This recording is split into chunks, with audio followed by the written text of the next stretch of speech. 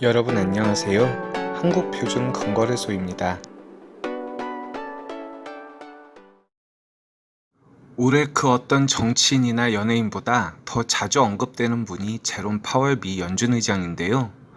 이제는 미국 대통령 이름은 까먹어도 파월 의장은 절대 못 잊을 것 같습니다.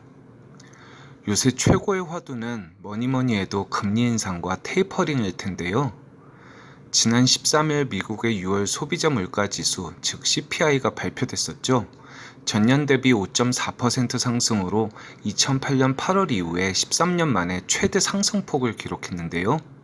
이에 반응해 뉴스에서 올해 안에 미국 연준의 테이퍼링을 기정사실화했습니다만 현지 시간 14일 파월 의장이 의회 발언에서 여전히 인플레이션은 일시적 현상으로 완화적인 통화 정책을 바꿀 때가 아님을 시사했습니다. 또한 테이퍼링을 시작한다면 미리 시장에 신호를 보낼 것이라고 다시 한번 확신을 주었는데요. 덕분에 금값도 단단히 막혀있던 1820달러를 뚫고 숨통이 트이게 되었습니다. 이주열 한국은행 총재도 지난달까지 역대 최대로 늘어난 가계빚과 인플레이션을 우려해 연내 금리 인상을 2번 이상 올릴 것이다 라고 못 박았었는데요.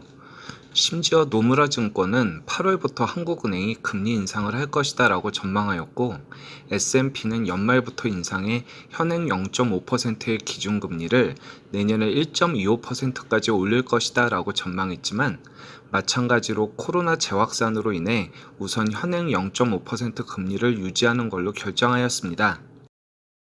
한국은행도 금리를 동결하였지만 역시 국내 부동산 정책에나 영향이 있을까? 오히려 1달러에 1141원으로 달러 약세가 됐는데요. 아직은 추세라고 할 수는 없고 일시적일 수도 있지만 금값엔 좋은 뉴스였습니다. 무엇보다도 미국 10년물 국채금리가 1.422%에서 1.332%로 떨어진 것이 금값 상승의 가장 직접적인 원인일 것입니다. 일단 코로나 재확산으로 인해 금리 동결과 테이퍼링 연기에 대한 근거가 마련이 됐습니다만 여전히 인플레이션 압박이 심각한지라 파월 의장이 언제까지 압박을 견디고 통화 완화 정책을 유지할 수 있을지 알 수가 없습니다. 금 투자자 입장에선 힘내시라고 응원합니다. 요 며칠 금에 대해 나온 긍정적인 뉴스들을 보면 델타 변종으로 인한 경제성장 둔화와 예상보다 강한 인플레이션으로 인한 해지 수단으로서 금에 대한 수요가 늘어났다는 기사들인데요. 대체로 연말까지 1온스당 1,900에서 2,000달러 정도를 예상하고 있습니다. 여기에 좀 더 힘을 실어주는 게 주식시장에 대한 우려와 비트코인에 대한 실망 매물이 금 현물 쪽으로 발길을 돌리지 않을까 하는 것들인데요. 최근 2분기에 중국 경제가 시장 예상치를 하회하면서 코로나로 인한 기저효과가 끝나는 게 아니냐는 시각도 존재한다는 내용입니다. 하지만 이 유동성 파티가 단기간에 끝이 나긴 어렵지 않을까 하는데요.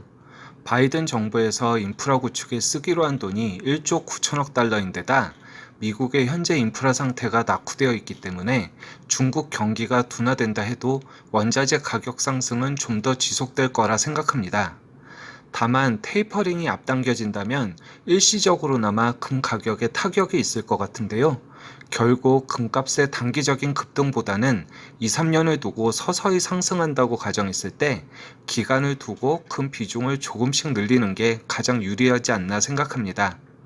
물론 이 부분은 개인적인 의견이므로 참고만 하시길 바라고요. 오늘 영상은 이것으로 마치겠습니다. 구독과 좋아요, 알림 설정은 언제나 큰 힘이 됩니다. 그럼 오늘도 좋은 하루 되시고요. 지금까지 한국표준건거래소였습니다.